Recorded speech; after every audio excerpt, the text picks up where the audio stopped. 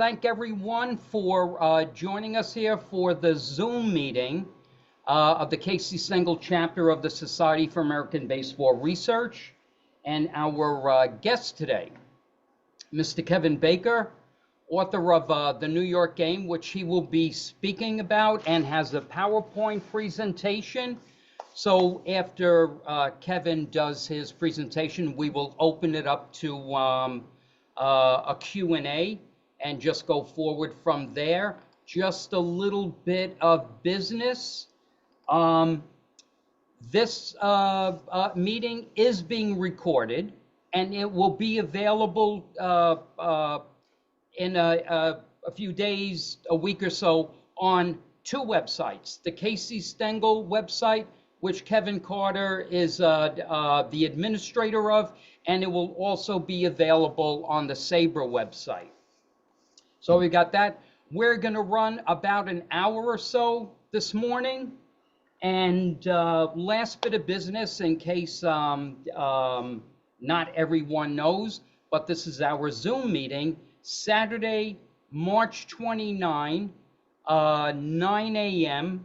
We will have our in-person annual Casey Stengel chapter meeting, and a few more details on that to be announced. Okay, and with that, Kevin Baker. Okay. Thanks so much, Damian. And thanks to the other Kevin Carter, and Evelyn, and my ace from outer space, Ernestine Miller, and to all of you at SABR for coming out today, or at least staying in and tuning in.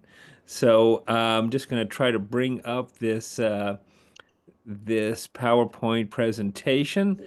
There's that on the screen. Great.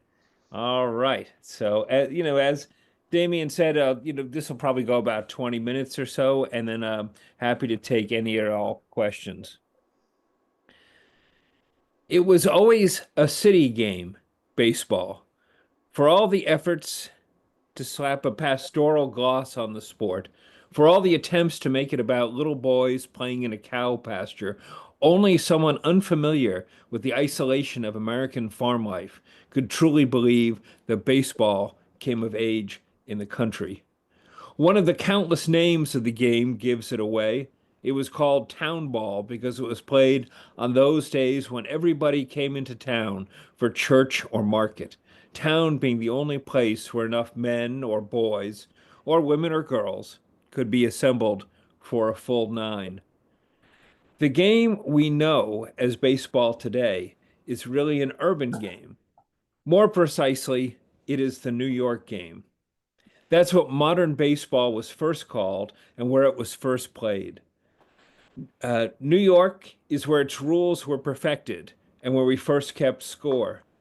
New York was where the curveball was devised and the bunt and the stolen base and where the home run came into its own. New York was where admission was first charged to see a game and where the very first All-Star game was played and the first World Championship. It was in New York, too, where the game's color line was finally broken and the reserve clause was made law, and where a players' league was conceived and died, and where the first modern free agent was signed.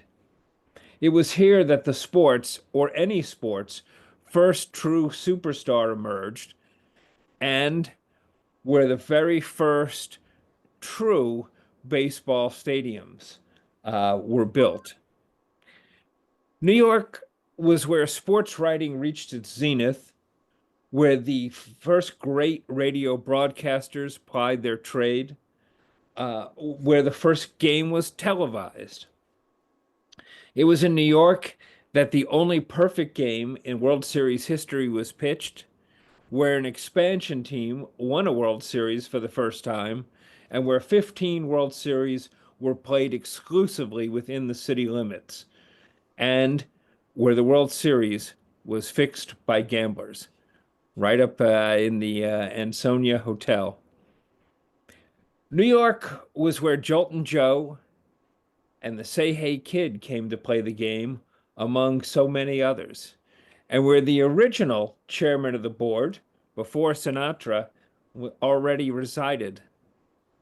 Baseball is a game that grew up inextricably linked to the pace and the customs and the demands of New York. It was shaped by the challenges and the possibilities the city had to offer, by its inventiveness and its ambitions, its grandiosity and its corruption. For the last 2 centuries, the game's trajectory has followed the city's many rises and declines, its booms and its busts, its follies and its tragedies. This was the actual beginning of baseball, as I was lucky enough to be able to tell you last year at the annual meeting in the spring. What we know as baseball began as the New York game. The rules eventually consolidated and adopted by the original New York Knickerbockers, looking here like a bunch of Mennonites out on a toot. The dude with the stogie in the middle of the bottom row is a guy who has as great a claim to be the father of baseball as anyone, much more so than Abner Doubleday or Alexander, or Mr. Chadwick there. He's Daniel Lucius Doc Adams, also the world's first shortstop and the individual who introduced the original hardball to the game. But let's leave the past aside for the moment. What is the state of our game today as we anticipate the opening of another season? What is it we are looking forward to? In what has become a time of sudden, tumultuous, frightening change in America? What is it about our game that we can still look to for jubilation, for joy, for consolation? When last we left baseball, near the very end of October, we had just witnessed maybe the worst meltdown by the New York Yankees in that club's long and storied World Series history. Maybe not. There have been some other bad ones this century. Uh, it was a collapse that saw two of the Bombers' greatest stars join those sad souls known primarily for failing in that awful, irretrievable moment that can so haunt even the very best who play the game. That mistake you just can't get back. Will Aaron Judge and Garrett Cole follow in the footsteps of Fred Merkle, Fred Snodgrass, Mickey Owen, and Bill Buckner, all remembered, however unfairly, for that one big blunder at the very worst time? I hope not. It should be admitted that the Yankees, at the moment of the double five fiasco, fifth inning, fifth game, were not nearly as close to winning anything as the teams of those other players I just mentioned. I hope that the greatness of Judge and Cole's career continues to be such that they will shake those blunders off their reputations. The history of baseball is long, and we have seen others emerge from under such unfair aspersions. Somewhere along the way, Happy Jack Chesbrough, for instance, was able to lose his reputation as a choker when it was finally conceded that maybe, just maybe, throwing one wild pitch in the season where he won 41 games was really not the main reason why the Highlanders didn't win the pennant in 1904. For years on the anniversary, on some significant anniversary of the last game of that pennant race, sports writers used to tramp up to poor Happy Jack's North Adams farm and ask him about how it felt to lose the pennant with one wild pitch. This is in a season where he pitched 48 complete games. But more significant than those mistakes, entertainingly ugly though they were, was the changing of the guard in New York City. The Mets, at last, under the charge of an owner who has already made his own filthy lucre, seem poised to regain the top spot after more than 30 years as the number two team in this town. No player of the caliber of Juan Soto, a generational talent, has ever shifted teams in New York while still in his prime since at least the tumultuous year of the Players League rebellion in 1890. Will Soto lead the Mets to a World Series title for the first time in almost 40 years? Uh, we can only look to that source of all knowledge, the magic 8 ball, of course, where we are told signs point to yes. With Soto still in the city and one New York owner still willing to spend, it remains perhaps the New York game. Let's move beyond the Bronx and Queens, though, to look more broadly at just where our favorite pastime is situated. We have been lamenting what baseball used to be and is no more since at least 1868, when old Pete O'Brien, a retired left fielder and shortstop for the Brooklyn Atlantics, declared that somehow or other they don't play ball nowadays as they used to 8 or 10 years ago, back in the halcyon days of 1858, I guess. Old Pete, notwithstanding, the game is always changing, and not necessarily for the better. For one reason or another, baseball has not been our true national pastime for decades now, long ago surpassed by football, with basketball coming up fast on the outside. MLB, the faceless corporate initials that direct the sport, has forced some necessary changes, such as the pitch clock, and some awful ones, such as the Manfred Mann rule, designed to curtail extra innings and squeeze the game always into TV-sized time segments. Yet lost in all this, I fear, is the way the game used to change organically. Uh, you pitch quickly, not because of a pitch clock, but to keep your fielders in the game. You beat shifts by hitting to the opposite field, or gasp, bunting. You don't swing for the fences. Babe Ruth, incidentally, in 1923, supposedly bunted successfully 10 times in a month. You don't swing for the fences on every pitch. You pitch to contact so you can go longer into the game. All of these concepts are fast becoming the lost arts of baseball. The sport seems to grow more one-dimensional, more rigid every year, unyielding in its statistically driven assumptions. Worst of all, I think, is the way that we have diminished the role of the pitcher. The pitcher is the hero of the game, the player who begins each play, the man on whose arm the game, the season, everything depends. At first, the hero was the starting pitcher, expected to throw a complete game or something close to it every time out. Next came the closer, almost as heroic, coming in to close out the opposition at the moment of maximum threat and save the day. Now, far from heroic, pitchers have become almost interchangeable, trundled in to throw 3 to 5 innings as hard as they can, looking to strike out every batter and depart. How different are they from pitching machines? Other complaints about the game will sound familiar. We all have them. Uh, for me, it's the constant barrage of ads at the game and on television, not only in between innings, which is bad enough, but now sandwiched between plays, delivered like all sound at the ballpark at head-splitting decibel levels, as though MLB is terrified of what might happen if all the noise stops. All the noise ever stops, so we must pay full attention to what is before us. A word to the lords of the realm, we might actually like it. During the 2024 season, though, my eyes were fully opened to something else for the first time. That is how much the game is no longer about the game at all, but about providing another luxury lifestyle destination for the super wealthy.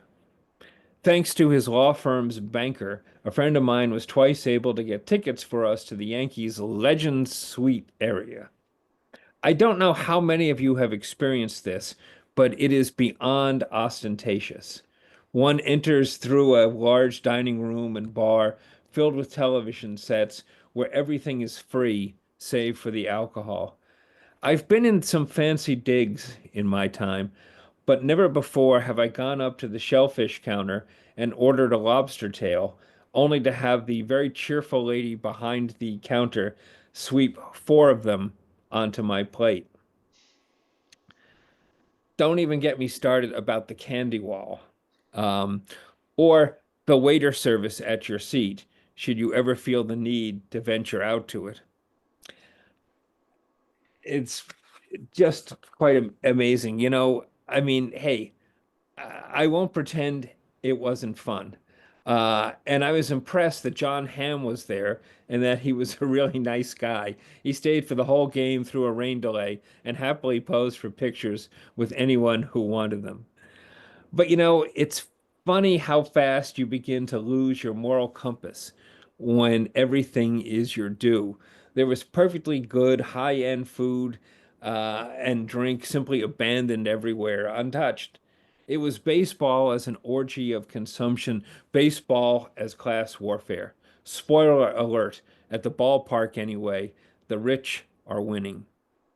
Both Yankee Stadium 3 and the ballpark, formerly known as Shea, were heavily subsidized by the taxpayers, and yet all the prices, even outside the Legend Suites and its equivalents, are extortionate.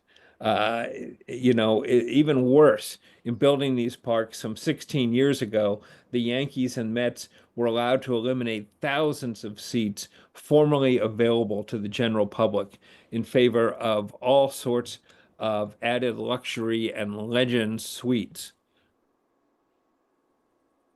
Such outrages are not limited to New York City, of course, or to baseball, but the entire trend of MLB is toward creating smaller and smaller ballparks, um, geared toward richer and richer clientele. Let's see, I think it's kind of repeated here. Yeah. There you go. All right. While catastrophic storms have sidetracked the Tampa Bay Rays for the moment, the park they still hope to move to, the mellifluously named Gas Plant Stadium, looking rather like a scene from The Rapture here, is designed to hold only 30,000 fans. The Athletics, having completed their 70-year journey across the continent, and now on the return leg back east, will be playing in Sacramento for the next few years in a park that has only 10,624 permanent seats, although it can hold over 14,000 if we can't count standing room and the grass berms in the outfield. Uh, the A's planned home in Las Vegas, the Vegas ballpark experience. Perhaps the old Sinatra classic can be rewritten. There used to be an experience right here is supposed to hold all of 33,000. Looks rather like one of those sand monsters in the Dune movies. Again, I don't say this is exclusive to baseball.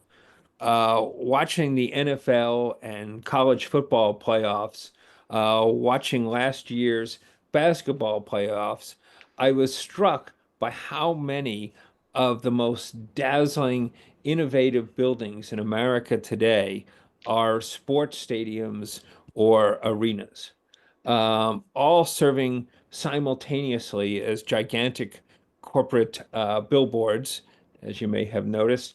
All heavily subsidized by the public, all but inaccessible most of the time to those Americans who make even an average income. I can only say this is not how it was meant to be. Um, One of baseball's greatest attractions originally was that it was a democratizing experience. Uh, how the difference between even the bleachers and the luxury boxes wasn't that immense. And from the start, its greatest failures were when it failed that test of democracy, such as when it segregated fans or refused to allow players of color on the field. We have to stop the new segregation by wealth, or in another generation, baseball will be a sport that few people bother with or care about. I have no ready answers for how to do this. It will be harder than ever now that MLB has largely wrecked the old minor leagues.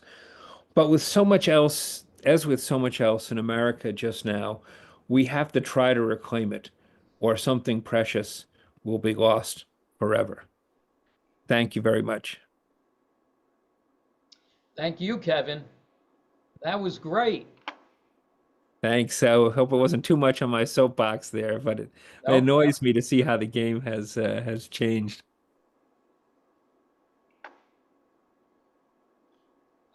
Any have you investigated why there seems to be less seats in the new stadiums than there were in the older ones? Well, really, just to make space for these sort of luxury suites. Yeah. And I'm amazed that, like, I mean, I'm amazed that my representatives in New York, that representatives of the people everywhere sign these deals. I mean, first of all, I don't think anyone should be, I don't think the public should be putting up any money for a Right. park, period. You know, the original Yankee Stadium was built like in the off season, basically, all by with the owner's money.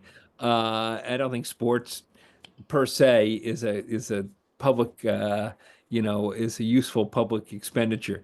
But if we're gonna do that, then I think we should demand that the game be affordable to most fans, and that the number of seats should be the same or increase. And instead, all of these representatives for years, liberal, conservative, whatever, have let these sports owners go ahead and eliminate seats so they have room so people can watch in what is the equivalent of their living rooms. You know, Mm. if you want to be in your living room, stay in your living room. It's easy to watch a game on TV. Um, although that too is, there's so many ads on TV now in the middle of games. It's a little, it's a little annoying. But this has to be rethought because we can, places like uh, Cleveland, Detroit, a city that suffered greatly for decades, barely getting by, nonetheless shelled out, I think over $1 billion altogether for the different arenas and stadiums it's built to keep teams there. And I understand they're really afraid that if they leave, it'll look all the worse for the city. But this cannot be. Okay. Anyone who has a question, just call out. Um, Kevin, I did have a chance to attend a game at Yankee Stadium last season in a luxury suite. Yes, yeah. Unfortunately, the bank turned down my loan. Damn. No guarantees.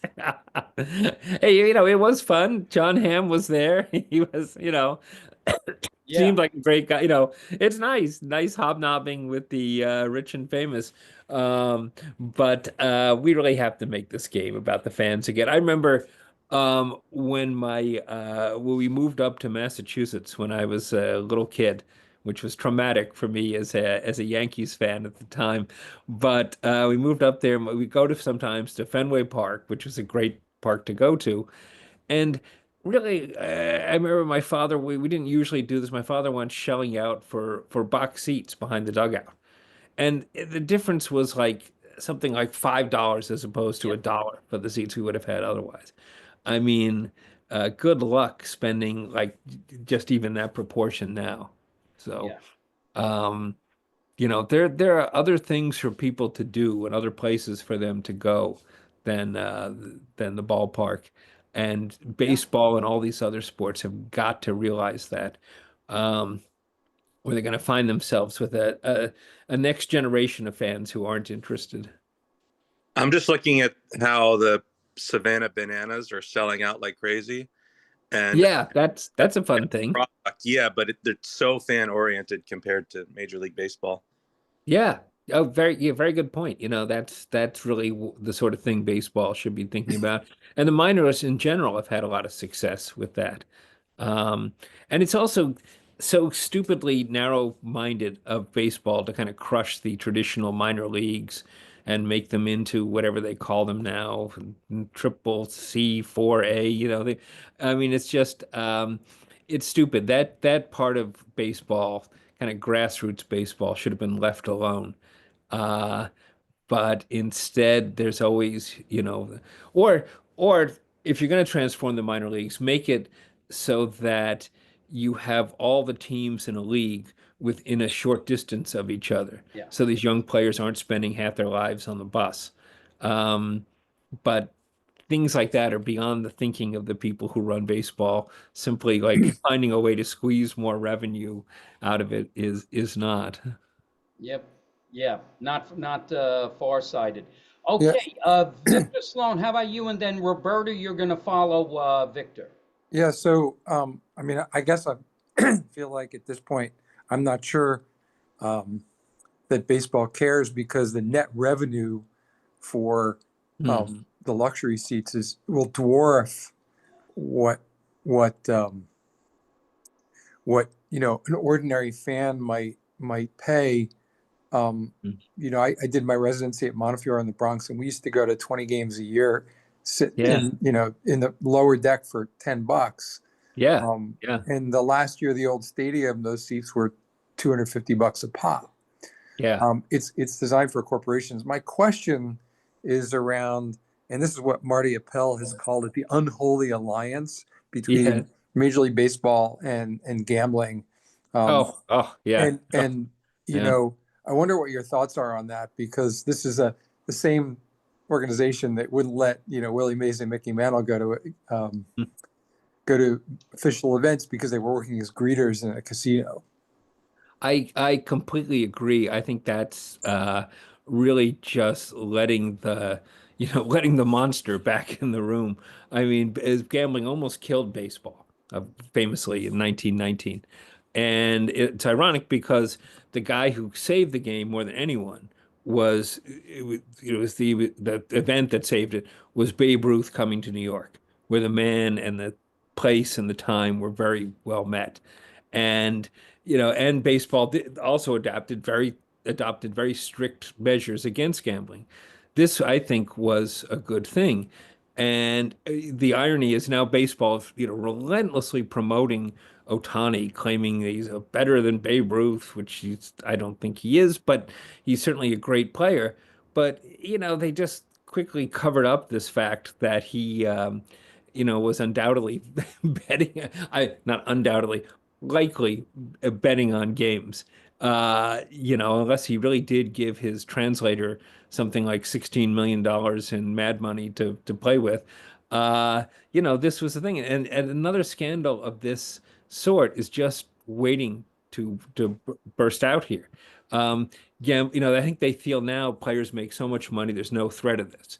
But gambling is a compulsion, not something many people do willingly after a certain point. And there are a lot of people associated with the game who aren't making that sort of big money, Well, and the such minor as leaguers, unless they're bonus baby, are not making those kinds of money. And we already seen 5 minor leaguers sent suspended up to banned for gambling. and So very true. And umpires, right. all sorts of people, and baseball's idea on this is to they're experimenting with being able to challenge calls now, which will just I mean I already hate the challenges to plays here. Well, I guess I could see them in certain circumstances, like whether a ball's a home run or not, particularly in the playoffs. But this will just slow the game down once again. And you have potentially a problem that an umpire would be. And since you can bet on almost everything, you can bet on every play, pretty much. You're really at risk of people like that trying to bet on the games. But yeah, you're right about the prices. I used to go in the 70s. The Yankees had a pretty entertaining team with the Reggie Jackson days. You'd pay, day of the game, you'd go and pay 250 and sit up top. I mean, it was less than a movie. Um, the Mets were very bad at that moment, but it was fun. You go out there, you pay next to nothing. You gave the usher a buck, and he'd put you in a nice seat. You'd see great National League teams, when they were in.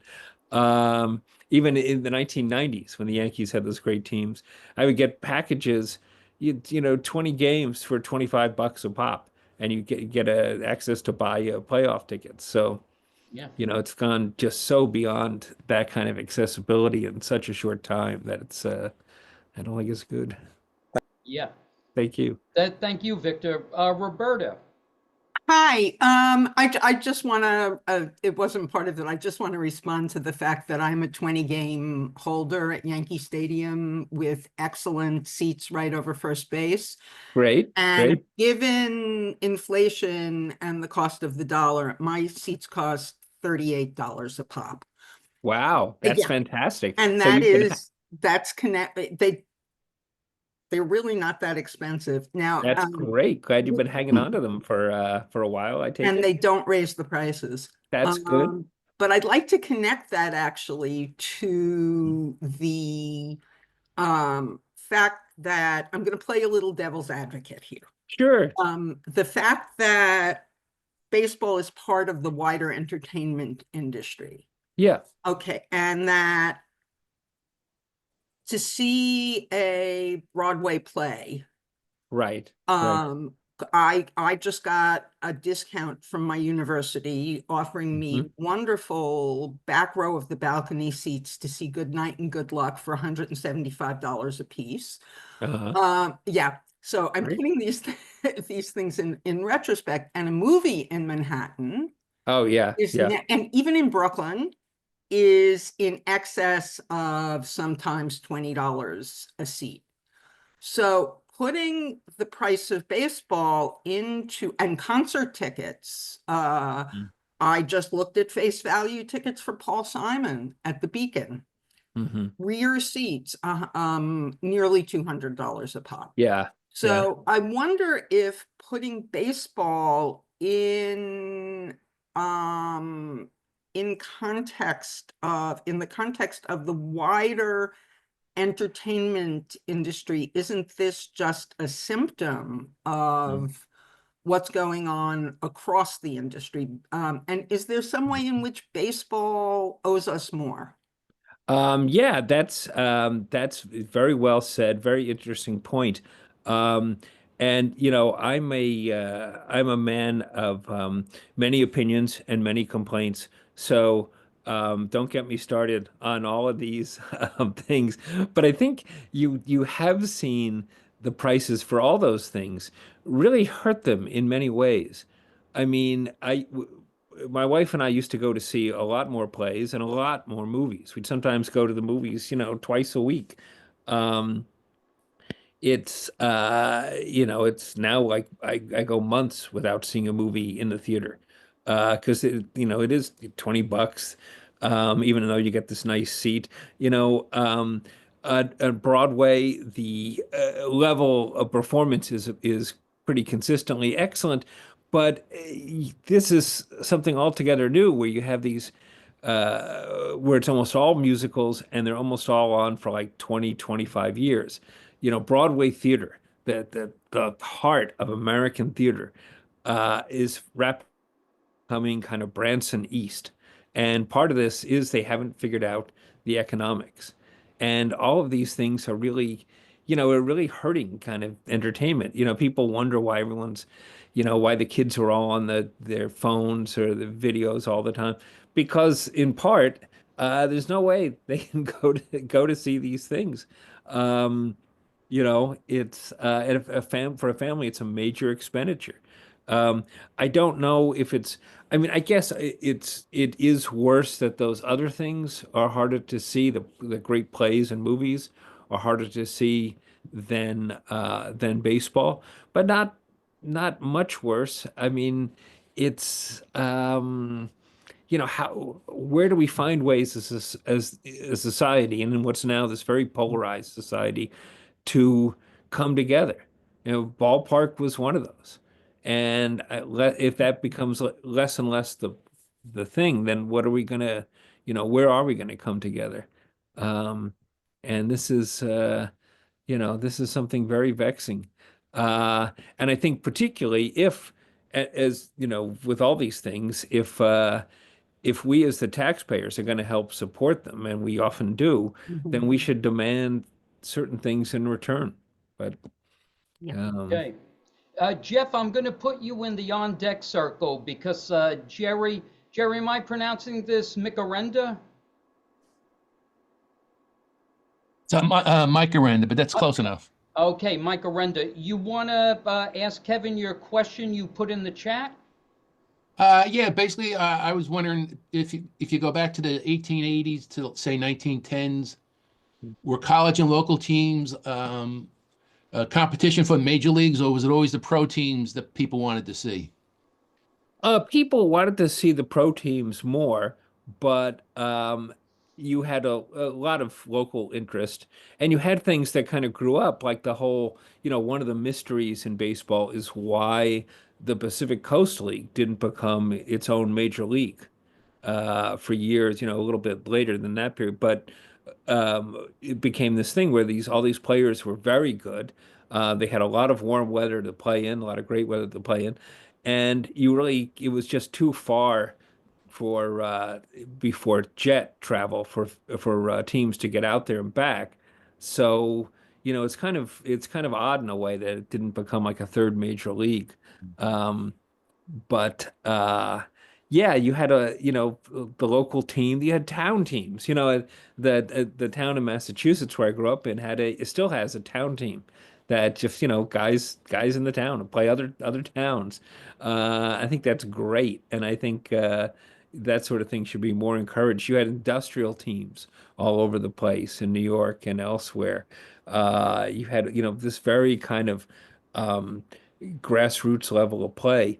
It's nice to see. You still see a lot of people playing in the parks in Manhattan, so that's nice. Primarily Hispanic, kind of, but not wholly. Um, so there's that sort of level of thing. It's to be hoped that's going to be the sort of baseball that can revive. But yeah, and other things like a gentleman before was mentioning the Savannah Bananas, independent minor leagues. I wonder if that's going to be where some alternative eventually develops to the major league monopoly, the major league cartel, which is going on here. Incidentally, that's something I found kind of by accident, and I'm not sure I'm right, but as far as I can tell, the first league anywhere was in pro or amateur sports was the National Association. Um, before soccer divisions, before any of this stuff, that was what it was. And it's a great way to organize a sport, but of course, a league is also a cartel, and it's keeping people out as well as inviting them in. So this was sort of the start of the baseball owners mentality from the very beginning. Yeah. All right. Jeff is next, and then after Jeff, Steve Cheskin has a question in the chat, so we'll get to Steve after Jeff. Okay, you're Sure. up. Thanks, Damien. Kevin, I'm reading your book now and really enjoying it. Oh, Um, thanks. First of all, with linking the all the changes that were going on in New York City between 1880 and 1910, and how that led to baseball changing over time. Um, and also, I just wanted to say that it just seems like with baseball and gambling, it's kind of a pendulum that swings back and forth. I mean, I remember you're having that running that John McGraw bet $400 on the World Series, and then that winter opened a pool hall Oh, yeah. with a known gambler, and then a decade or so later with the Black Sox, and it was really too bad, when Willie Mays and Mickey Mantle were banned for being greeters at the casino, but now it's gone so far the other way. And I agree with you that at some point there's going to be a big problem with star players Yeah, over time. Thank you. yeah, it was really interesting. I mean, this was as the gentleman was saying, yeah, Muggsy McGraw came to New York and he opened a pool hall with what's his face? The guy who I just had his picture up there, who actually fixed the World Series, and with a couple others. In fact, it was where oh damn. Anyway, it was where the epic pool match that probably became the basis for the opening of the Hustler took place. Um, Probably based on that. But in any case, this was sort of routine, and the corruption was kind of baked in the city, particularly. You didn't have a pool hall. You couldn't have a pool hall open unless you were paying off the cops and politicians. and that's what Muggsy did, and nobody, really objected to it. Baseball's gambling crisis, gambling threat grew and grew for years without anyone really, saying anything about this. You had placed things like the Sporting News, the Bible of baseball, which at the time, this changed, but at the time was notoriously anti-Semitic magazine, was blaming this all on Jews. You had just horrible, idiotic stuff like that, and baseball kind of ignored the threat that there was all this open gambling going on at the parks, that this was a huge attraction of the sport to many men. And then it all exploded with the 1919 Black Sox scandal, where it was just too openly done to cover up anymore.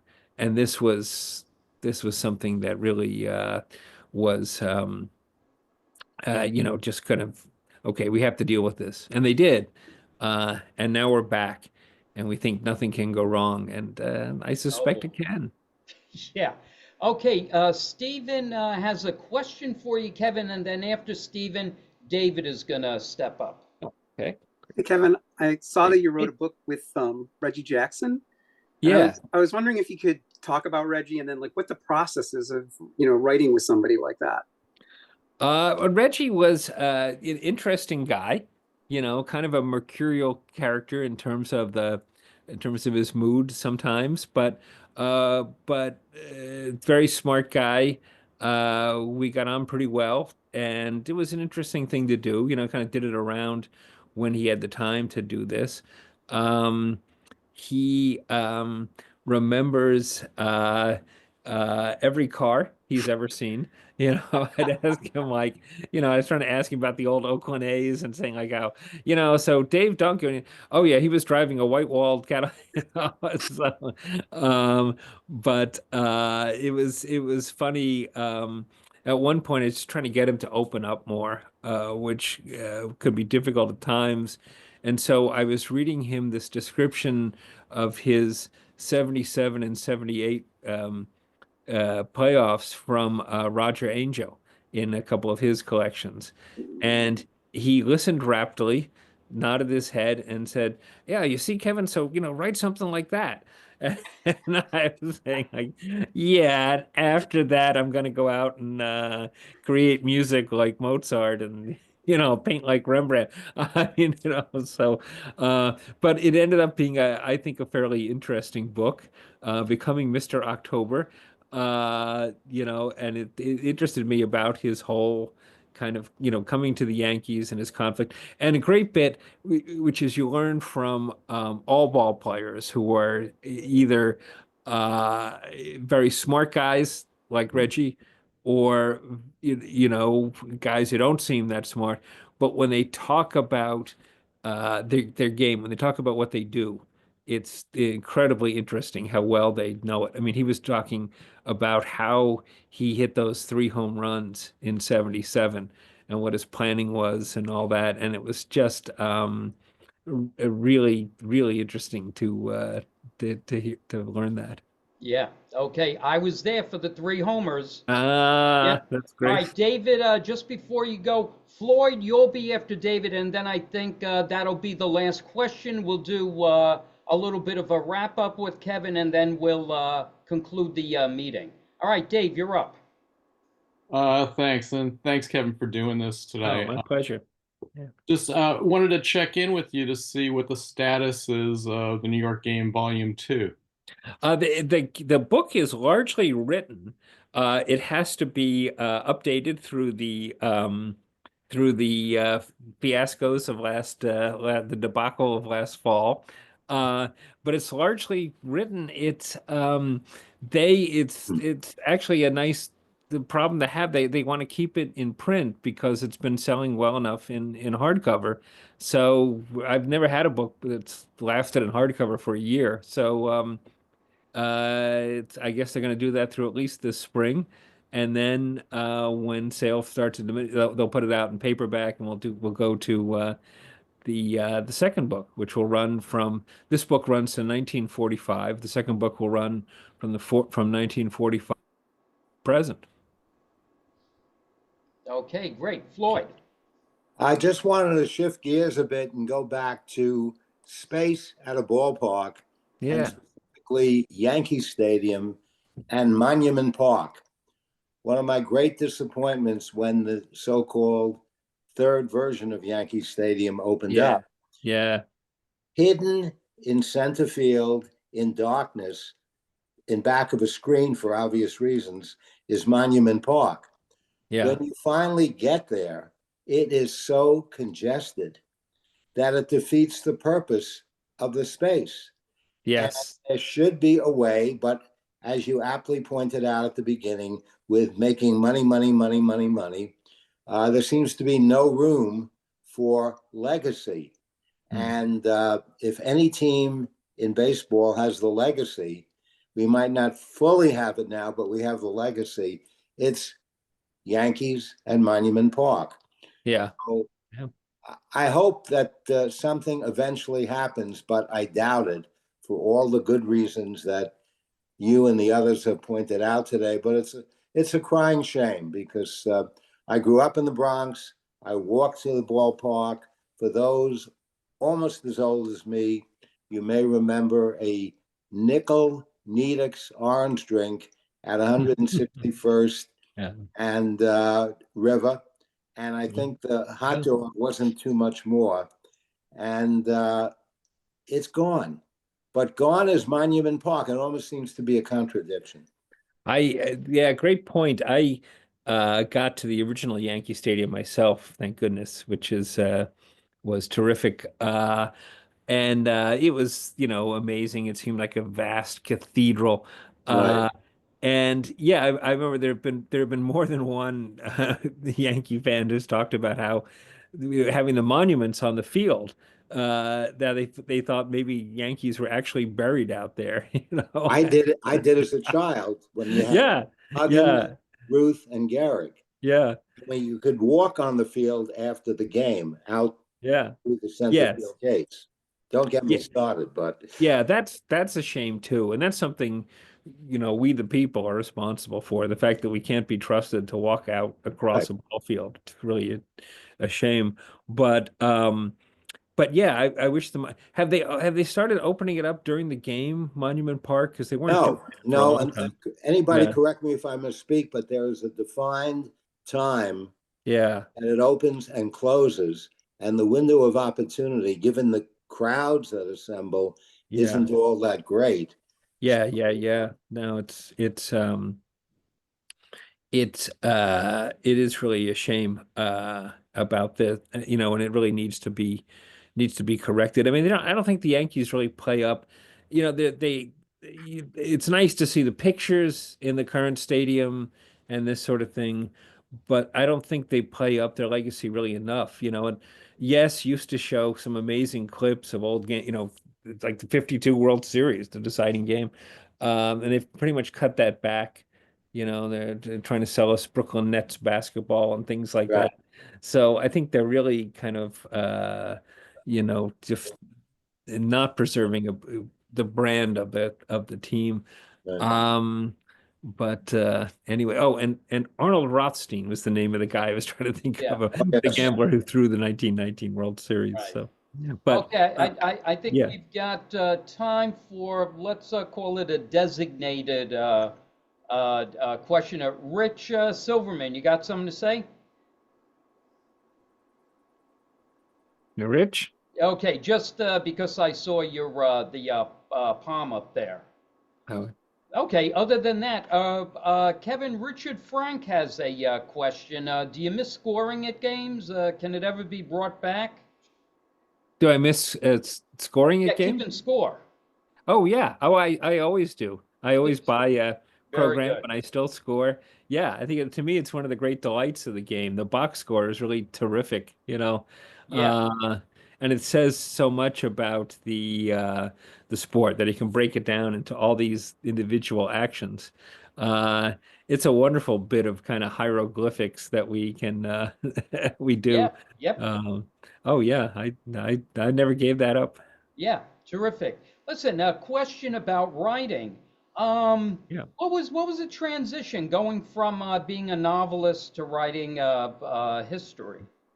Well, I still write novels. I still go back and forth. But yeah, there's a lot of fun with, I write a lot of historical novels because, so in a way, the story's out there too for me, which is nice. Don't have to make that up.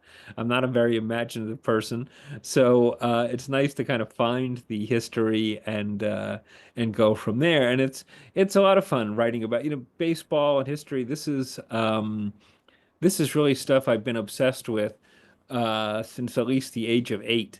Longer for history, but the two of them Yep, combined. yep. So I'm still plugging away at this. But it's yeah, it's great fun being able to write at that. The hard part is trying to contain it because there's so many, 8 million stories in the Naked City, as they say, and Yeah. 8 million baseball stories at least. Trying to keep that down to something that doesn't tax my readers' patience is always the struggle. Okay, well, Kevin Baker, all of us appreciate the time you gave us and all the great information. Thank you so much.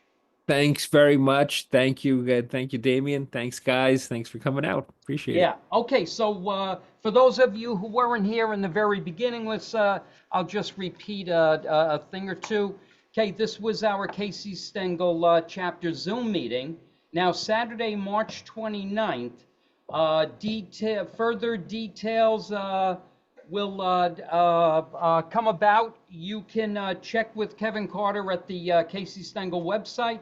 But so Saturday, March 29th, we have our in-person Casey Stengel meeting. It will be in Manhattan, and we'll tell you what's up after that. And just a reminder, in case anyone feels like traveling this summer, the annual SABR convention is going to be in Dallas, June 25th to 29th. So that's also something to look forward to. And if you need any information baseball-wise, you got the SABR website, you got the Casey Stengel website. Casey, you want to give out the website there? SABR, SABRNYC.org.